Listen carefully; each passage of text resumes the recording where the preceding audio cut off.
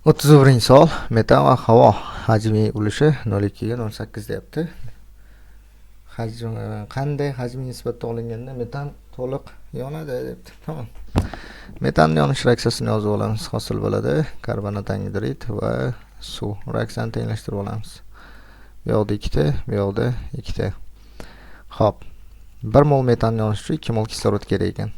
Mana shuni x qo'yib hisoblab qo'yay. X teng 2 mol.